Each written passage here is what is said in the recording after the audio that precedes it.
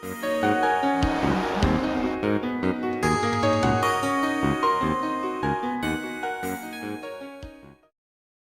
زمانوں کے لوگوں کے علم میں یہ بات تھی کہ زمین میں سے کچھ ایسے پتھر نکلتے ہیں جو لوہے کے ٹکڑوں کو اپنی طرف کھینچتے ہیں.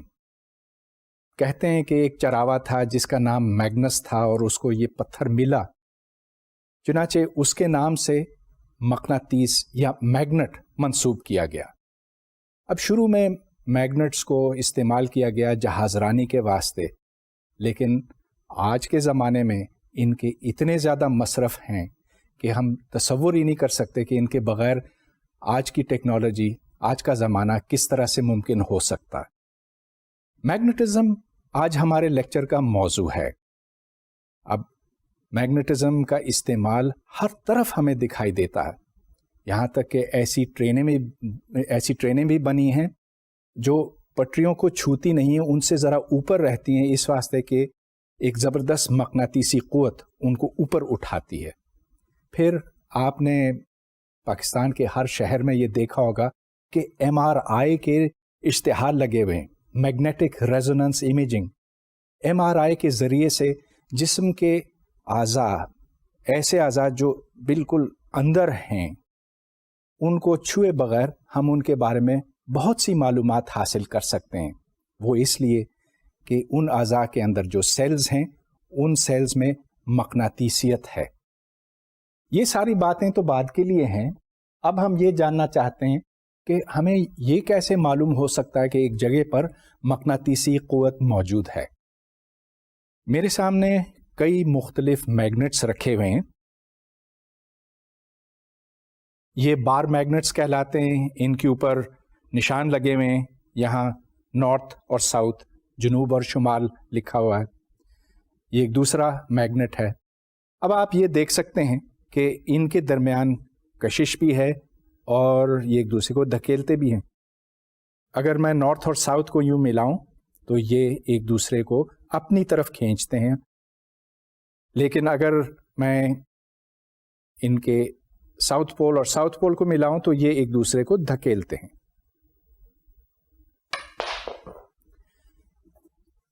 یہ ایک مختلف قسم کا میگنٹ ہے. اس میں بھی شمال اور جنوب دونوں قطب لکھے ہوئے ہیں، اور ادھر بھی میں یہ دیکھتا ہوں کہ جب یہ ایک دوسرے کے نزدیک لائے جاتے ہیں تو ان کے درمیان یا تو کشش ہوتی ہے یا ایک دوسرے کو دھکیلتے ہیں.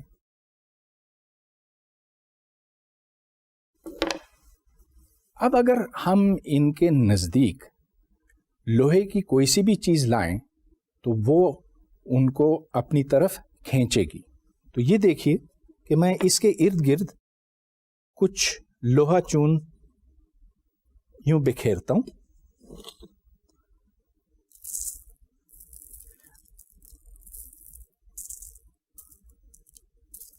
اور ان کے گرد ایک مخصوص قسم کا نمونہ بنتا ہے، ایک پیٹرن بنتا ہے. تو جہاں مقناطیسیت طاقت زیادہ ہے، آپ دیکھتے ہیں کہ ادھر لوہا چون زیادہ مقدار میں جمع ہوتا ہے اور دور دور کم ہے. یہ میں اس میگنٹ کے ساتھ بھی کر سکتا ہوں. اس کا پیٹرن آپ دیکھیے گا تھوڑا سا مختلف ہوگا.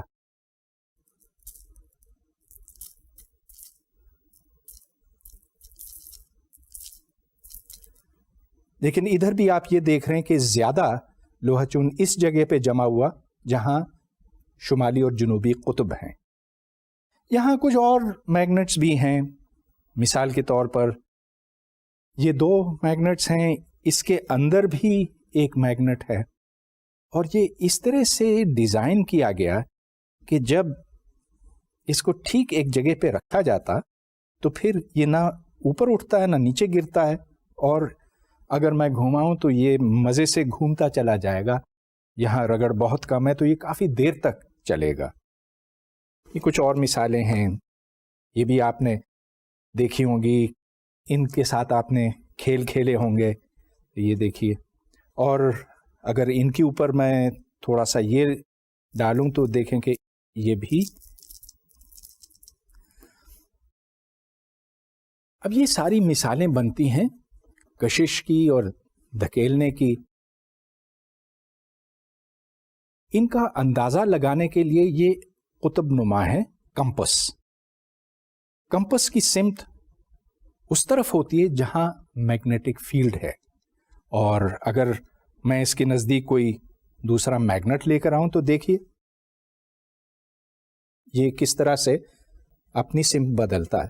اب ان تمام چیزوں سے شاید آپ کو یہ گمان ہو کہ یہ بالکل الیکٹرک فورس کی طرح ہے, کیونکہ یہ دیکھیں کہ اس میں نارتھ اور ساؤتھ ہے, اور آپ نے یہ دیکھا تھا کہ نارتھ اور ساؤتھ ایک دوسرے کو ریپیل کرتے ہیں, ایک دوسرے کو اٹریکٹ کرتے ہیں. لہٰذا یہ خیال جنم لیتا ہے ہمارے ذہنوں میں کہ شاید کوئی نارتھ میگنیٹک پول ہے جس طرح ایک پازیٹیو چارج ہوتا ہے, اور ایک ساؤتھ میگنیٹک پول ہے جس طرح ایک نیگیٹو چارج ہوتا ہے. مگر اصل میں ایسا نہیں ہے.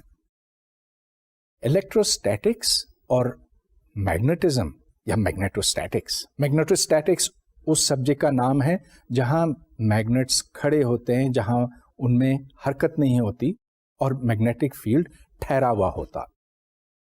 الیکٹروسٹیٹکس اور میگنیٹوسٹیٹکس میں ایک بہت بنیادی فرق ہے, وہ یہ کہ جس طرح پازیٹیو اور نیگیٹو چارجز ہوتے ہیں الیکٹروسٹیٹکس میں, اسی طرح سے میگنیٹوسٹیٹکس میں پازیٹیو اور نیگیٹو چارجز نہیں ہیں. There is no such thing as a magnetic pole, as a magnetic charge. جب کسی چارج کو الیکٹرک فیلڈ میں رکھا جاتا ہے تو اس کے اوپر ایک فورس عمل کرتی ہے, اور اس فورس کی مقدار ہے Q ٹائمز E. E از دی الیکٹرک فیلڈ. لیکن جب کسی چارج کو ایک میگنیٹک فیلڈ میں رکھا جاتا ہے تو اس کے اوپر ایسی کوئی فورس نہیں عمل کرتی. اگر وہ چارج کھڑا ہو, ساکن ہو, تو the force will be exactly zero. صرف جب ایک چارج حرکت کرتا ہے تبھی ہمیں یہ پتہ چل سکتا کہ اس کے اوپر میگنیٹک فیلڈ ایکٹ کرتی ہے کہ نہیں, کیونکہ جو میگنیٹک فیلڈ کا اثر ہے ایک چارج کے اوپر وہ تبھی واضح ہوتا ہے جب موشن ہوتی ہے, جب وہ چارج حرکت کرتا ہے, اور اس فورس کی مقدار ہے V cross B multiplied by the charge. V is the velocity of the charge. تو اگر وہ اس سمت میں ہے اور میگنیٹک فیلڈ اس سمت میں ہے تو اس سے پرپینڈیکولر فورس ہوگی.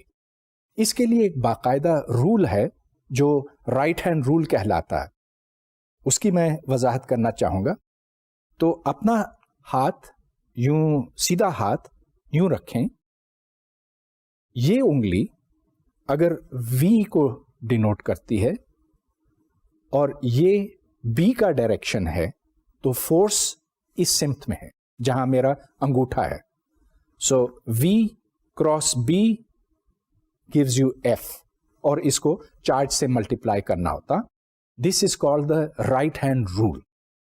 اب یہاں جو اہم بات بنتی ہے وہ یہ کہ جو فورس ہے وہ ویلوسٹی اور میگنیٹک فیلڈ دونوں کے پرپینڈیکولر ہے, اور جو اس کی مقدار ہے that is V into B into the sine of the angle between V and B. لہذا اگر V اور B ایک دوسرے کے پرپینڈیکولر ہوں, گویا کہ اگر سائن آف phi 1 ہو تو پھر F is equal to Q V into B. لہذا B is equal to F divided by QV. ادھر سے ہم نئے یونٹس ڈیفائن کر سکتے ہیں B کے واسطے. تو ایک یونٹ ڈیفائن ہوتا ہے جس کو ٹیسلا کا نام دیا گیا ہے. 1 tesla is defined as 1 newton divided by 1 coulomb into 1 metre per second. اب چونکہ کولوم پر سیکنڈ ایمپیئر بنتا ہے, اس واسطے ایک ٹیسلا 1 نیوٹن پر ایمپیئر میٹر کے برابر ہے. اور اگر آپ CGS یونٹس کے ساتھ اس کا مقابلہ کریں جہاں units of magnetic field gauss ہیں تو 1 tesla is equal to 10 to the power 4 gauss. اب چلیے اس سے ہم کچھ زیادہ اندازہ نہیں لگا سکتے کہ ٹیسلا کتنا بڑا ہے. مختلف سچویشنز اگر ہم دیکھیں اور وہاں جا کر میگنیٹک فیلڈ ناپیں تو ہمیں پھر یہ اندازہ ہوگا کہ یہ کتنی بڑی چیز ہے یا کتنی چھوٹی. اگر آپ زمین کی سطح کے اوپر میگنیٹک فیلڈ ناپیں تو اس کی مقدار ہے، اس کی ویلیو ہے 10⁻⁻⁴ ٹیسلا. لہٰذا جو قطب نما آپ کے ہاتھ میں ہوتا ہے اور آپ ادھر سے ادھر لے جاتے ہیں تو اس کی سمت تو بدلتی ہے لیکن دا میگنیٹیوڈ از اباؤٹ 10⁻⁻⁴ ٹیسلا. اگر آپ کسی بار میگنیٹ کے نزدیک جائیں تو اس کے قطب کے اوپر تقریباً آپ کو 10⁻⁻² گویا کہ 0.01 ٹیسلا تک مل سکتا ہے. اس کے برعکس ایک بڑا الیکٹرو میگنیٹ اس سے 100 گنا زیادہ طاقتور ہوتا ہے اور وہاں آپ کو 1 ٹیسلا تک کی امید ہو سکتی ہے. مگر اس سے بڑے میگنیٹس موجود ہیں جو سپر کنڈکٹنگ میگنیٹس کہلاتے ہیں اور وہاں میگنیٹک فیلڈ اس سے 5 یا 10 گنا زیادہ ہو سکتا ہے. تو یہ تقریباً وہ ویلیوز ہیں میگنیٹک فیلڈ کی جو ہمیں زمین کے اوپر ملتی ہیں، لیکن اس سے بھی زیادہ ویلیوز ہمیں ستاروں کے اندر اور کائنات کے مختلف حصوں میں ملتی ہیں. مثال کے طور پر اگر آپ سورج کے نزدیک جائیں تو سورج کے اندر، اور اس کی بات میں زیادہ تفصیل سے بعد میں کروں گا، سورج کے گھومنے سے ایک میگنیٹک فیلڈ پیدا ہوتا ہے اور وہاں آپ کو کئی ٹیسلاز مل سکتے ہیں. لیکن جو سب سے طاقتور میگنیٹ ہے وہ سورج نہیں، وہ ایک اور سچویشن میں آپ کو ملتا ہے جس کا ذکر میں بعد میں کروں گا. تو چلیے یہ ساری باتیں میں نے صرف ایک چارج کے حوالے سے کی تھی، وہ چارج جو کسی میگنیٹک فیلڈ میں موجود ہے اور جس کے اوپر فورس Q چارج V×B عمل کرتی ہے.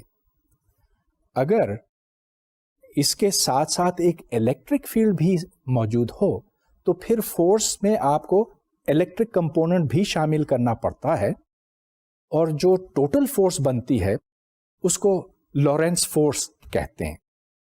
دا Lorentz force F is equal to Q into E is the electric field plus Q V×B. یہ فورس بہت زیادہ اہمیت رکھتی ہے اور اس کو اب ہم بہتر طور پر سمجھنا چاہیں گے. جیسا کہ لارنس فورس کے فارمولے سے ظاہر ہوتا ہے، الیکٹرک اور میگنیٹک فورسز مختلف سمتوں میں ہو سکتے ہیں. اب چلیے ہم ایک ایسی سچویشن بناتے ہیں کہ میگنیٹک فورس ایک سمت میں ہو اور الیکٹرک فورس دوسری سمت میں، اور یہ سچویشن ہم بنائیں گے کہ یہ ایگزیکٹلی ایک دوسرے کو کینسل کریں. تو میں آپ کے سامنے ایک سچویشن پیش کرتا ہوں. فرض کیجئے کہ یہ نیگیٹولی چارج پلیٹ ہے، یہ پازیٹیولی چارج. چنانچہ ایک پازیٹیو چارج کی کوشش، اگر ایک پازیٹیو چارج بیچ میں رکھا جائے اس کی کوشش یہ ہوگی کہ وہ نیچے جائے. اب فرض کیجئے کہ ایک پازیٹیولی چارج پارٹیکل اس طرف سے داخل ہوتا ہے، الیکٹرک فیلڈ اس کو نیچے دھکیلنے کی کوشش کرے گی. یہاں پر ہم ایک میگنیٹک فیلڈ بھی اپلائی کرتے ہیں اور اس کی سمت ایسی ہے کہ میگنیٹک فورس اوپر کی طرف ہے، یعنی کہ الیکٹرک فورس سے مخالف جانب میں. اب اس ڈائیگرام میں آپ دیکھیں پارٹیکلز جو پازیٹیولی چارجڈ ہیں لیفٹ سے داخل ہوتے ہیں اور وہ رائٹ کی طرف جاتے ہیں. نیچے کی طرف فورس FE ہے which is equal to Q into E، اور اوپر جو میگنیٹک فورس ہے اس کی مقدار بنتی ہے Q into the velocity into the magnetic field. یہاں جو کراس کا نشان بنایا گیا وہ یہ دکھاتا ہے کہ میگنیٹک فیلڈ ویلوسٹی اور الیکٹرک فیلڈ دونوں کے پرپینڈیکولر ہے، گویا کہ یہ اندر کی طرف ہے. اب اگر ہم الیکٹرک فیلڈ کو اس طرح سے ایڈجسٹ کریں، ایک پوٹینشیل ہے ان دونوں پلیٹس کے درمیان، تو اس الیکٹرک فیلڈ کو ہم ایڈجسٹ کر سکتے ہیں پوٹینشیل بدل کر. اگر یہ الیکٹرک اور میگنیٹک فیلڈ کو ہم بالکل ایگزیکٹلی کینسل کروائیں تو ایسی صورت میں جو پارٹیکل ہے وہ بالکل سیدھے گزر جائے گا. اب دونوں فورسز کو آپ برابر کر لیجئے، Q V into B is equal to Q into E. تو یہاں سے پھر V کی ویلیو نکل آئی، V is equal to E divided by B. گویا کہ یہ ایک ویلوسٹی سلیکٹر بنتا ہے. ہم یہ جان سکتے ہیں کہ ایک پارٹیکل، چارج پارٹیکل کس سپیڈ سے گزر رہا ہے. الیکٹرک اور میگنیٹک فیلڈ جب ایک دوسرے کو ایگزیکٹلی کینسل کرتے ہیں تبھی یہ سیدھے گزرے گا.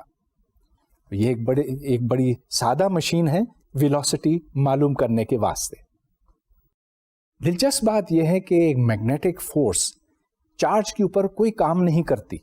ہاں ڈیفینیٹلی ایک چارج کا رخ وہ بدل سکتی ہے، لیکن ابھی میں آپ کو یہ پروف کر کے دکھاؤں گا اس کے اوپر کوئی کام نہیں کر سکتی. اب یہ الیکٹرک فیلڈ کے بالکل برعکس ہے.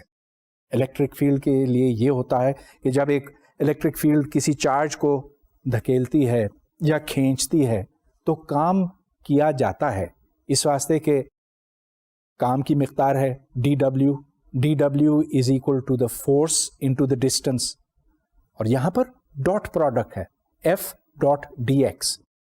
اب ایف ڈی ایکس کے ڈائریکشن میں ہو سکتا ہے، ہوگا. اگر یہ ایک آزاد چارج ہے تو وہ ای کے along ہی چلے گا. لیکن اب چلیے میں آپ کو یہ دکھاتا ہوں کہ میگنیٹک فیلڈ کے لیے کام کرنا ممکن نہیں. تو یہاں پر D W is equal to force dot the displacement D R, F dot D are.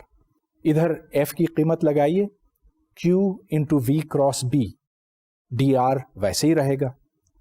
اب ڈی آر کو آپ ڈی ٹی سے ڈیوائڈ کریں اور ساتھ ساتھ ملٹیپلائی بھی کریں گے، اس طرح سے ڈی ٹیز آپس میں کٹ جائیں گی. مگر D R by D T تو ویلوسٹی آف دا پارٹیکل ہے وی، چنانچہ یہاں پر Q into V cross B dot V آتا ہے. آپ یہ جانتے ہیں کہ V cross B dot V zero کے برابر ہے، کیونکہ وی کراس بی تو وی کے پرپینڈیکولر بنا. یہ بات پھر ثابت ہو گئی کہ ایک میگنیٹک فیلڈ صرف ایک پارٹیکل کا رخ بدل سکتا ہے، اس کی انرجی تبدیل نہیں کر سکتا. چنانچہ اگر ایک تیز چلنے والا پارٹیکل کسی میگنیٹک فیلڈ کے اندر داخل ہو جائے تو میگنیٹک فیلڈ اس کو موڑ دے گا. کیوں موڑے گا؟ اب یہ دیکھیے کہ فرض کیجیے میگنیٹک فیلڈ اوپر کی طرف ہے اور پارٹیکل اس طرف آ رہا ہے، تو جو فورس ہے وہ اس طرف ہوگی، یعنی کہ دونوں کے پرپینڈیکولر ہوگی اس طرف. اور جو ہی وہ اس طرف مڑنے لگے گا تو ظاہر ہے کہ جو فورس ہے اس کا رخ بھی بدل جائے گا. لہذا ایک چارج پارٹیکل جب یہ کسی میگنیٹک فیلڈ کے اندر داخل ہوتا ہے تو وہ اپنا رخ بدلتے بدلتے بالآخر ایک سرکولر پاتھ پہ چلنے لگتا. اب ہم یہ جاننا چاہتے ہیں کہ اس سرکولر پاتھ کا ریڈیس کتنا ہے. یہاں دو فورسز کو برابر کرنے کی ضرورت ہے. ایک تو میگنیٹک فورس ہے کیو وی انٹو بی، تو دوسری طرف وہ فورس ہے جو اس پارٹیکل کو باہر کی طرف لے جانا چاہتی ہے، سینٹریفیوگل فورس، اور جس کی ویلیو ہے M V squared over R. اس ایکویشن کو آپ سالو کیجئے تو R is equal to M V divided by Q into B. ادھر سے پھر آپ اومیگا یعنی کہ اینگولر ویلوسٹی یا اینگولر اسپیڈ نکال سکتے ہیں وی اوور آر، جو Q into B divided by M بنتا ہے. لہٰذا ہم نے اس سوال کا جواب نکال دیا کہ اگر ایک چارج پارٹیکل میگنیٹک فیلڈ کے اندر داخل ہو تو وہ کتنے بڑے دائرے میں گھومے گا. اس کی value R is equal to M V divided by Q into B نکلتی ہے، جیسا کہ آپ نے دیکھا. اب ایم وی جتنا بڑا ہوگا وہ دائرہ اتنا ہی بڑا ہوگا، اور وہ بات یوں بھی سمجھ میں آتی ہے کہ ایک تیز چلنے والا پارٹیکل یا ایک بھاری پارٹیکل اپنا رخ آسانی سے نہیں بدلتا، جبکہ ایک ہلکا پارٹیکل یا کم رفتار پہ چلنے والا پارٹیکل زیادہ آسانی سے مڑ جاتا ہے، اس کا ریڈیس پھر اسی حساب سے کم یا زیادہ ہوتا ہے. دوسری طرف اگر میگنیٹک فیلڈ زیادہ ہو تو زیادہ قوت ہوگی جو اس پارٹیکل کو موڑے گی، چنانچہ بی کو بڑھانے سے ریڈیس کی ویلیو کم ہو جاتی ہے، اور ایسا تو ہونا چاہیے. اب اس اصول کو ہم استعمال کر سکتے ہیں ایٹمز کی سپیڈ معلوم کرنے کے لیے اور ایٹمز کا ماس معلوم کرنے کے لیے، اور وہ آلہ، وہ ایکوپمنٹ جو ماس معلوم کرتا ہے اس کو ماس اسپیکٹرومیٹر کہتے ہیں. تو اب چلیے دیکھتے ہیں کہ ایک ماس اسپیکٹرومیٹر کس طرح سے کام کرتا ہے. چارج پارٹیکلز لیفٹ سائڈ سے رائٹ سائڈ کی طرف جاتے ہیں اور یہ ایک ویلوسٹی سلیکٹر کے تھرو گزر چکے ہیں، چنانچہ ان کی ڈیفینٹ ویلوسٹی ہے۔ جب یہ میس اسپیکٹرومیٹر کے اندر داخل ہوتے ہیں تو جو بھاری ایٹم ہیں اور جو تیز چلنے والے ایٹم ہیں، گویا کہ جن کا ایم وی زیادہ ہے، وہ کم اڑتے ہیں۔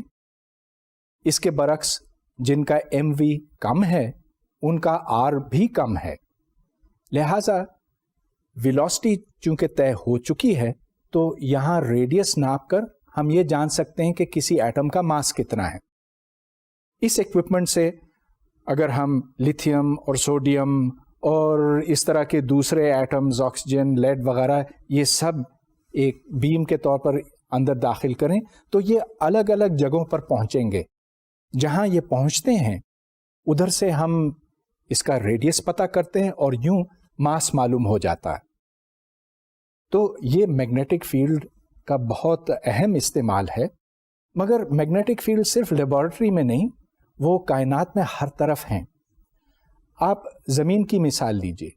زمین ایک مقناطیس ہے اور جیسا کہ آپ جانتے ہیں یہ مقناطیس جہاز رانی کے لیے استعمال ہوتا رہا ہے، لیکن اس مقناطیسی میدان، اس میگنیٹک فیلڈ کا ایک اور بہت اہم استعمال ہے، یا یہ کہیے کہ یہ اگر نہ ہوتا تو شاید زمین پر زندگی کا ہونا بھی بہت مشکل ہوتا ہے۔ اس واسطے کہ سورج سے تیز شمسی ہوائیں ہماری طرف آتی ہیں، اور یہ شمسی ہوائیں اس وجہ سے پیدا ہوتی ہیں کہ سورج میں زبردست اضطراب پیدا ہوتا ہے، طوفان آتے ہیں۔ ان طوفانوں کے نتیجے میں الفا پارٹیکلز اور پروٹونز اور دیگر چارج پارٹیکلز باہر نکلتے ہیں اور بڑی تیز رفتاری کے ساتھ وہ زمین پر یوں داخل ہوتے ہیں۔ جب وہ زمین کے نزدیک پہنچتے ہیں تو اس میگنیٹک فیلڈ کی وجہ سے وہ اپنا رخ بدل دیتے ہیں۔ اگر وہ رخ نہ بدلتے تو پھر وہ ہم سے اور زمین پہ ہر چیز کے ساتھ ٹکراتے اور شدید نقصان پہنچاتے۔ ہم اپنی تجربہ گاہوں میں انتہائی طاقتور مقناطیس ایک اور وجہ سے بھی بناتے ہیں، وہ یہ کہ پارٹیکلز کو ایک دائرے میں گھمایا جائے، اگر بار بار گھمایا جائے اور ہر دفعہ ان کی انرجی میں کچھ اضافہ کیا جائے تو پھر انتہائی تیز رفتار اور انرجی رکھنے والے پارٹیکلز یوں تیار ہو سکتے ہیں، جن کو پھر ہم اپنے سائنسی مقاصد کے لیے استعمال کرتے ہیں۔ تو مثال کے طور پر پروٹونز اور اینٹی پروٹونز کو ایک دائرے میں گھمایا جاتا ہے، مگر مختلف ڈائریکشنز میں، اور پھر بالآخر ان کو آپس میں ٹکرایا جاتا ہے۔ اس طرح کے میگنیٹس اور اس طرح کا ایکسلریٹر سرن جنیوا میں موجود ہے، اور یہاں آپ ایک اینیمیشن دیکھ رہے ہیں جس میں ان پارٹیکلز کو انتہائی تیزی کے ساتھ ان سرکلز کے اندر گھمایا جا رہا ہے۔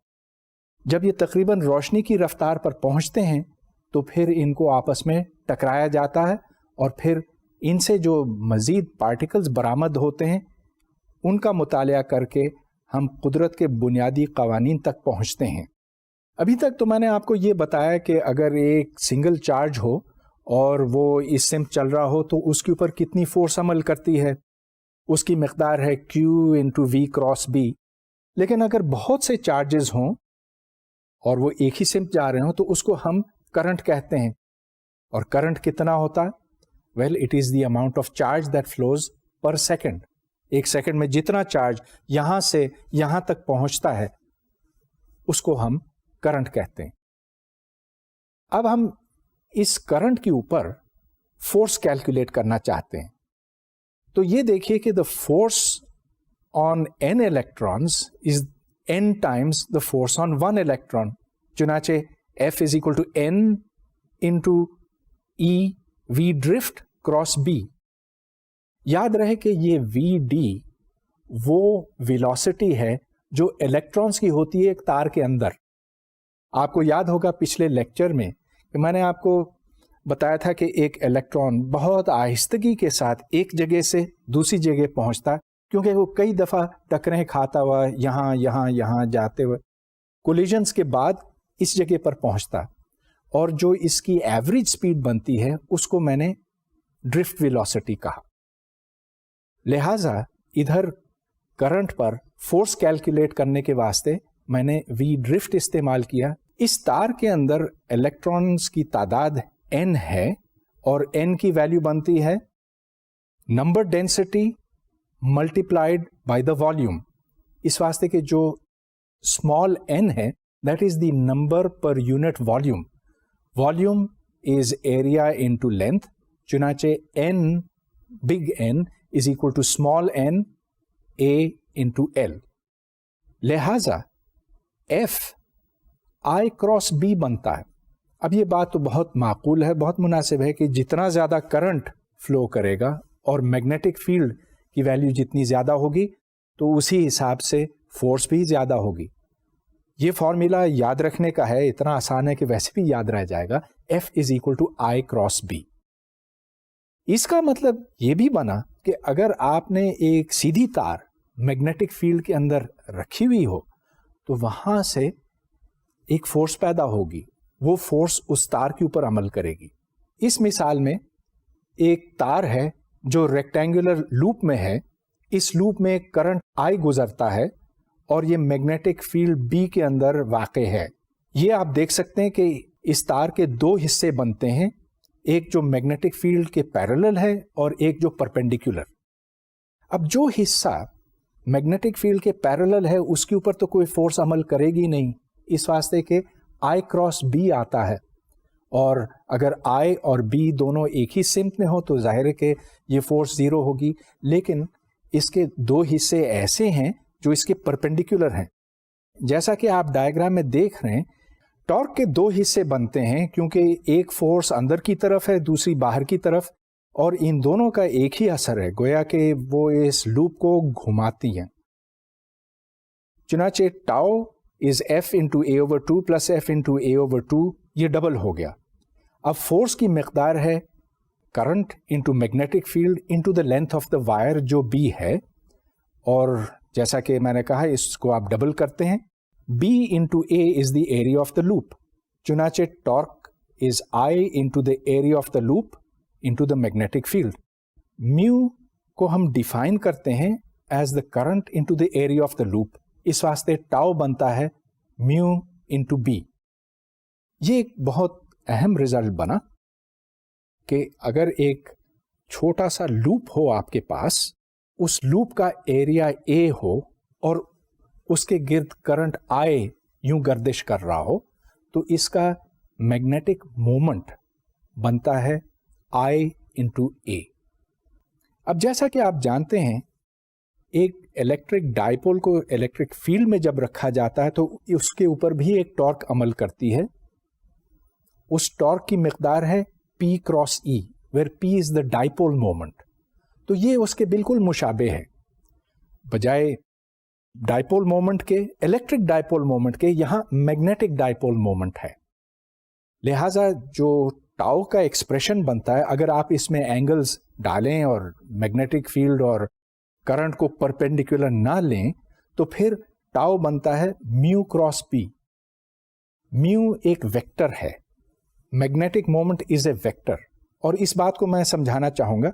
तो फर्ज कीजिए कि करंट यूं घूम रहा है, तो जो इसका परपेंडिकुलर डायरेक्शन है वो मैग्नेटिक मोमेंट का डायरेक्शन होगा। अगर आप एक मैग्नेटिक फील्ड अप्लाई करते हैं तो मैग्नेटिक मोमेंट की कोशिश ये होगी कि वो अपने आप को मैग्नेटिक फील्ड के साथ अलाइन कर ले। ऐसी सूरत में उसकी एनर्जी कम से कम हो जाएगी, और अगर आप इसको बिल्कुल उलट दें तो फिर उसकी एनर्जी सबसे ज्यादा हो जाएगी। चुनाचे एक मैग्नेटिक मोमेंट के ऊपर फोर्स अमल करती है और वो फोर्स उसको सीधे कर देती है, मतलब ये कि अलोंग द मैग्नेटिक फील्ड कर देती है। मैग्नेटिक मोमेंट्स की बहुत ज़्यादा अहमियत बनती है एटॉमिक फिजिक्स में, न्यूक्लियर फिजिक्स में, और तमाम ऐसे शोबों में बनती है जहां करंट्स सर्कुलेट करते हैं। दुनिया का सबसे छोटा मैग्नेट जिसका सबसे कम मैग्नेटिक मोमेंट है, इतना छोटा है कि आप अगर एक सीसी लें तो उसके अंदर 10 टू द पावर 26 आ जाते हैं इस तरह के मैग्नेट्स के। उसको हम इलेक्ट्रॉन कहते हैं। Why is the electron a little magnet? وہ اس واسطے کہ آپ اس کو اگر ایک کرہ سمجھیں، اس کے اوپر چارج ہے، یہ چارج جب گھومتا ہے تو اس کی وجہ سے ایک میگنیٹک فیلڈ پیدا ہوتا ہے، لیکن یہ بعد کی بات ہے، اس کی طرف تو بس ابھی میں آنے ہی والا ہوں۔ آگے چلنے سے پہلے آج ہم نے جو کچھ سیکھا ہے اس پر ایک نظر ڈالی جائے۔ میں نے بات یہاں سے شروع کی تھی کہ ہمیں ایک میگنیٹک فیلڈ کی موجودگی کا یوں پتہ چلتا ہے کہ اگر ہم وہاں پر ایک چارج رکھیں اور وہ چارج حرکت کر رہا ہو تو اس کے اوپر ایک فورس عمل کرے گی، اور اگر چارج نہیں، ایک تار ہے اور اس تار کے اندر چارجز حرکت کرتے ہیں تو پھر اس تار کے اوپر ایک فورس ہوگی، اس فورس کی مقدار ہے I cross B per unit length. تار جتنی لمبی ہوگی ظاہر ہے کہ اتنی زیادہ فورس ہوگی۔ میں نے یہ سب کچھ ایک کانسٹنٹ میگنیٹک فیلڈ کے لیے کیا تھا، لیکن ظاہر ہے کہ میگنیٹک فیلڈ مختلف جگہوں پر مختلف ہو سکتی ہے، اور ظاہر ہے کہ جب فیلڈ کی بات تھی تو یہی مطلب اس کا ہو سکتا ہے۔ میں آپ کی یاد دہانی کرانا چاہتا ہوں، what is a field? A field is a quantity that depends on position and time. تو جب میں نے الیکٹرک فیلڈ کی بات کی تھی، وہاں یہ کہا تھا کہ اگر ایک چارج ہے، وہ چارج کسی ایک جگہ پہ ہے یا کسی دوسری جگہ پہ ہے تو اس کے اوپر فورسز مختلف ہوں گی، اس واسطے کہ یہاں الیکٹرک فیلڈ اور ہے اور وہاں پر اور ہے۔ So field is just something that depends upon position and may be time. یہ ساری باتیں تو میگنیٹک فیلڈ کے اوپر بھی صادق آتی ہیں۔ میگنیٹک فیلڈ یہاں کچھ ہو سکتا ہے، یہاں کچھ اور ہو سکتا ہے، مگر اب تک ہم اس سوال کی طرف نہیں آئے کہ یہ میگنیٹک فیلڈ آیا کہاں سے، میگنیٹک فیلڈ کیا چیز پروڈیوس کرتی ہے۔ اس کا جواب اب ہم دینا چاہتے ہیں ایک چھوٹے سے ایکسپیریمنٹ سے۔ تو یہ دیکھیے کہ میرے پاس یہاں پر ایک بیٹری ہے، قطب نما ہے، اور اس بیٹری میں صلاحیت ہے کہ اس تار میں سے کرنٹ گزارے۔ اب یہ دیکھیں کہ میں جب سرکٹ اس کا مکمل کروں گا تو اس وقت یہاں ایک کرنٹ فلو کرے گا۔ اس کرنٹ کے نتیجے میں آپ یہ دیکھیں گے کہ ایک میگنیٹک فیلڈ پروڈیوس ہوتا ہے، جس کی وجہ سے اس قطب نما کی سوئی اس طرف یا اس طرف جائے گی۔ یہ دیکھیں،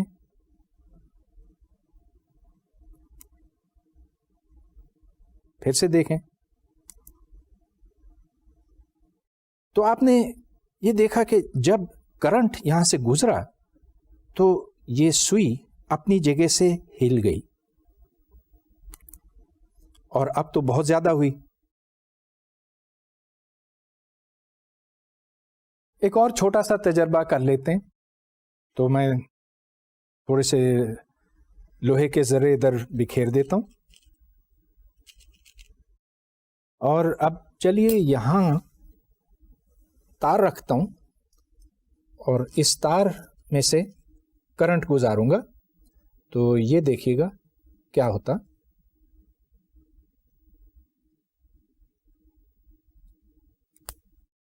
یہ دیکھیں کہ یہ ذرے سارے آ کر اس کے ساتھ لگ گئے تھے۔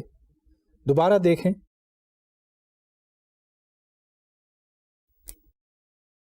جو اس کے نزدیکی ذرے تھے وہ آ کر اس کے ساتھ چپک گئے، جب کرنٹ بند ہو گیا تو اس سے پرے ہو گئے پھر سے۔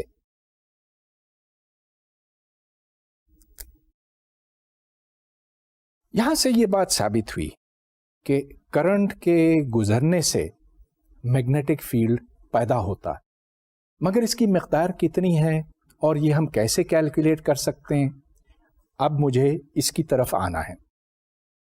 تقریباً 250 سال پہلے ایمپیئر نے یہ بات دریافت کی تھی کہ اگر ایک سرکٹ میں سے کرنٹ گزرتا ہے تو ایک خاص رول اپلائی کرتا ہے جس کو ایمپیئرز لا کا بعد میں نام دیا گیا، اور اس رول یا اس لا کی سٹیٹمنٹ یہ ہے کہ اگر ہم اس سرکٹ کے along چلتے چلے جائیں اور ہر حصے کو ہم ڈی ایس کہیں، تو یہ ایک بڑا سرکٹ ہے، کہیں آپ کرنٹس کے گرد یہ ایک لائن کھینچتے ہیں، امیجنری لائن ہو سکتی ہے، اور ہر حصے کو آپ ڈی ایس کہتے ہیں. تو اگر آپ integral B dot D S بنائیں، مطلب یہ کہ ہر پوائنٹ کے اوپر جو بی کی ویلیو ہے ویکٹر بی کی، اور یاد رہے کہ یہ میگنیٹک فیلڈ ہے، it is different at different points along the circuit. تو B dot ds is equal to mu naught into I, where I is the total current enclosed by the circuit. اب پھر اس پہ غور کرتے ہیں. دیکھیے مطلب یہ بنا کہ ہم کوئی سا اس طرح کی باؤنڈری بنا لیتے ہیں، اس کو آپ ایمپیرین باؤنڈری کہہ سکتے ہیں یا خالی باؤنڈری کہہ سکتے ہیں، اور اس کے اندر جتنا کرنٹ ہے، تو مثال کے طور پر اگر کرنٹ یوں جا رہا ہے اوپر کی طرف ہے تو ہم اس طرف ایک سرکل کھینچ سکتے ہیں اور یہ ایمپیرین لوپ بن گیا. اب اس لوپ پر ہم چلتے چلے جائیں گے اور دوبارہ اسی مقام پر پہنچیں گے. ہر پوائنٹ پر جو بی کی ویلیو اس کو ہم ڈی ایس کے ساتھ ڈاٹ کریں گے، تو دو ویکٹرز کا ڈاٹ پروڈکٹ بنتا ہے بی ڈاٹ ڈی ایس. اس ڈائیگرام میں آپ دیکھ رہے ہیں کہ ایک ایمپیرین لوپ بنا ہے. Integral B dot D S is equal to mu naught into the enclose current. تو یہاں پر 3 کرنٹس دکھائے گئے ہیں، I1 I2 I3، لیکن I1 اور I2 ہی اس لوپ کے اندر ہیں، I3 ان سے باہر ہے. چنانچہ جو انکلوز کرنٹ ہے that is I1 plus I2. اب ہم ایمپیئرز لا کو اپلائی کرنا چاہیں گے ایک سیدھی تار کے لیے جو انفینٹ ہے. تو مطلب یہ کہ ایک تار یہاں سے اوپر تک ہے اور ہم اس کے گرد ایک سرکل کھینچتے ہیں. اس سرکل میں میگنیٹک فیلڈ روٹیٹ کرتا ہے. مطلب یہ کہ میگنیٹک فیلڈ ہر مقام پر اس سرکل پر ٹینجنٹ ہے. تو اب ہمیں کیلکولیٹ کرنا ہے بی ڈاٹ ڈی ایس. اب بی اور ڈی ایس ایک ہی سمت میں ہیں، چنانچہ B dot D S which is B into D S into cosine theta, اور وہ کوسائن ہمیشہ یہاں 1 ہوگا کیونکہ بی اور ڈی ایس ایک ہی طرف ہیں. تو یہاں B dot D S B D S کے برابر ہے، اس واسطے کہ بی اور ڈی ایس کے درمیان جو کوسائن ہے وہ 1 ہے، بی اور ڈی ایس پیرالل ہونے کی وجہ سے. چنانچہ ہمیں صرف انٹیگرل ڈی ایس کی ضرورت ہے. اب انٹیگرل ڈی ایس کا کیا مطلب بنتا کہ جتنے چھوٹے ٹکڑے اس سرکل کے بنتے ہیں ان کو آپ ایڈ کرتے چلے جاتے ہیں شروع سے لے کر آخر تک. یہ پھر اس سرکل کا سرکمفرنس بنا.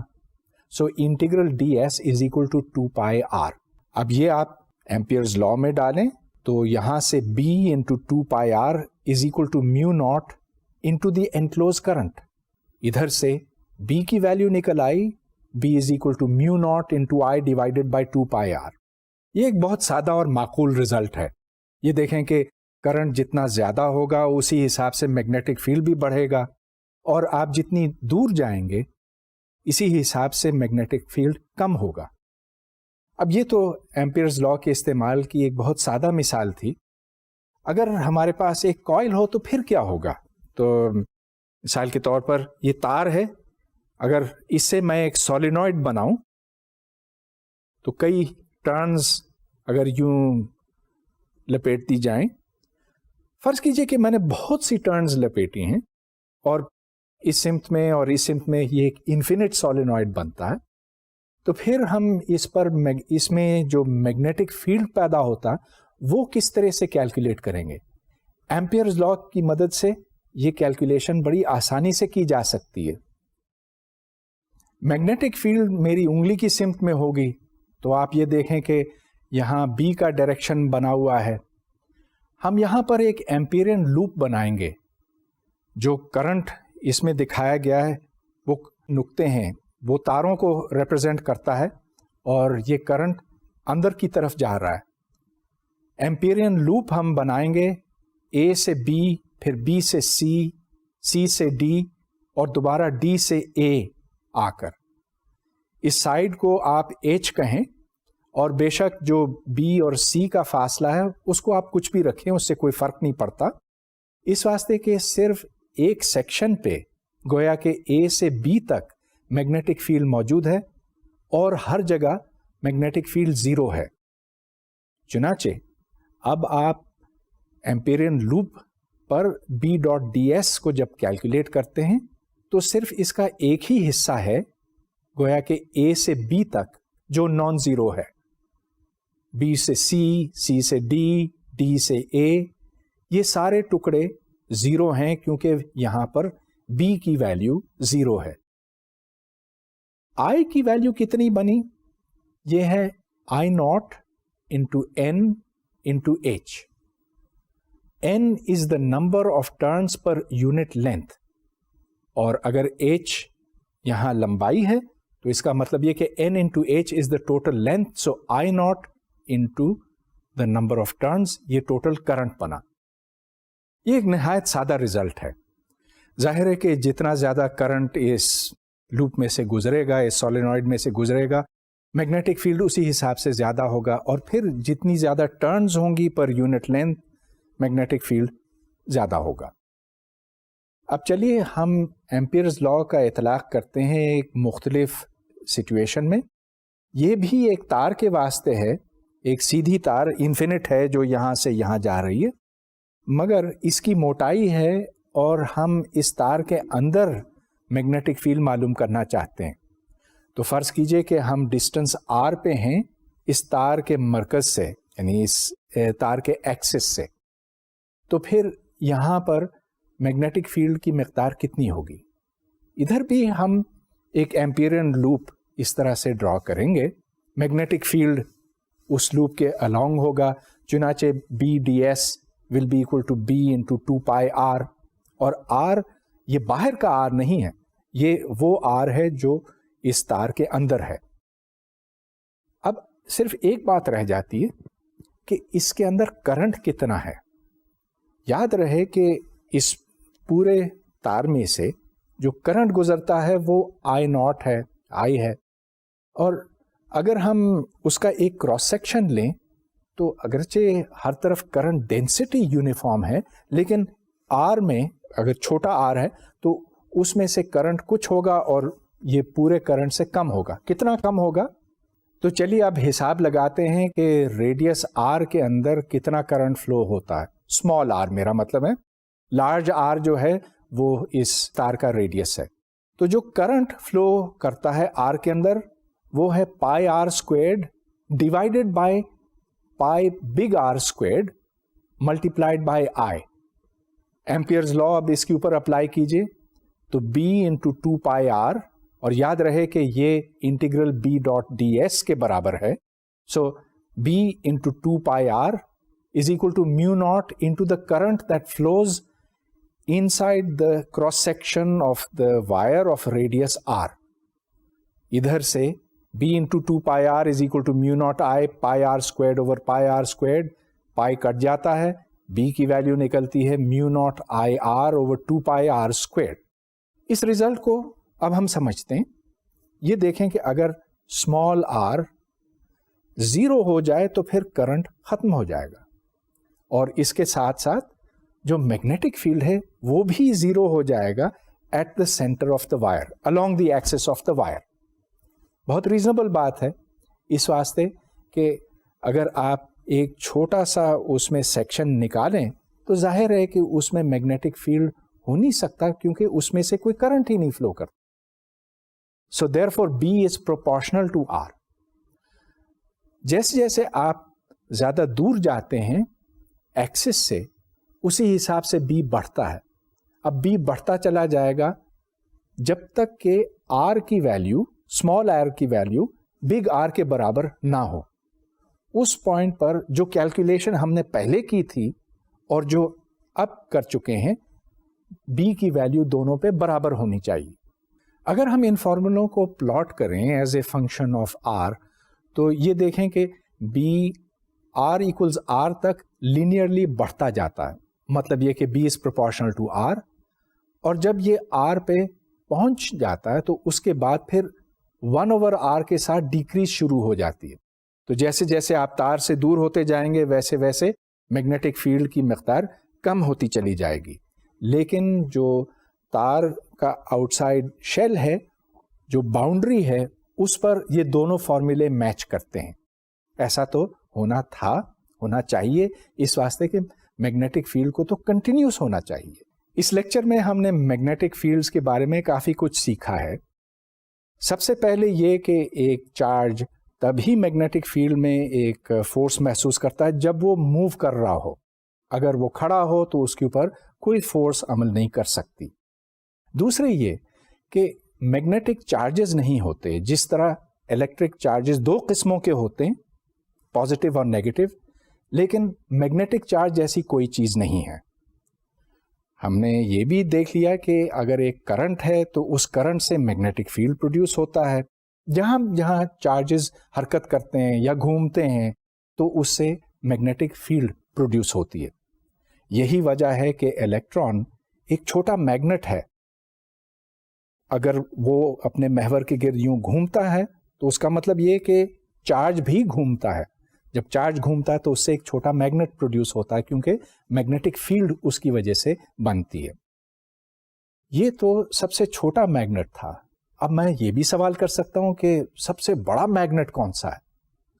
سب سے بڑا میگنیٹ آسمان میں پایا جاتا ہے اور اس کا نام ہے پلسار. جب ستارے اپنی زندگی گزار کر بالکل اپنے آخری وقتوں میں پہنچتے ہیں تو بعض ستارے ایسے ہوتے ہیں جو پھٹ جاتے ہیں. جب وہ پھٹتے ہیں تو ایک گٹھلی رہ جاتی ہے اور اس گٹھلی میں چارج پارٹیکلز ہوتے ہیں جو انتہائی تیزی کے ساتھ اس ستارے کے ساتھ گھومتے ہیں.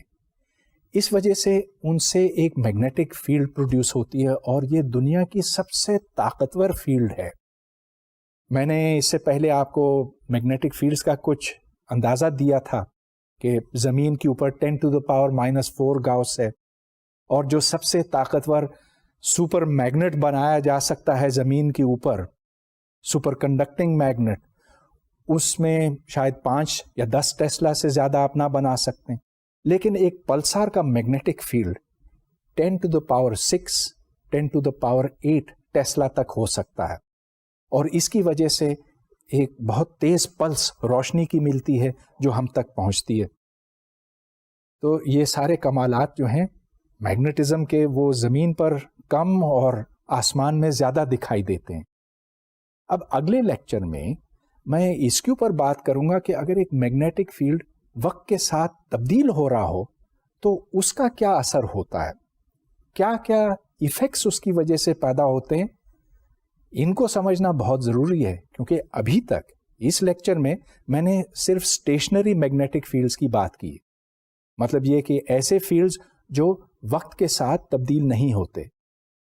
مگر جو اگلے لیکچر میں بات کروں گا اس میں ٹائم ویئرنگ میگنیٹک فیلڈز ہوں گی اور ان سے پھر نئے قسم کے فینومینا اور نئے قسم کے پریڈکشنز یہ سب ہمارے سامنے آئیں گے.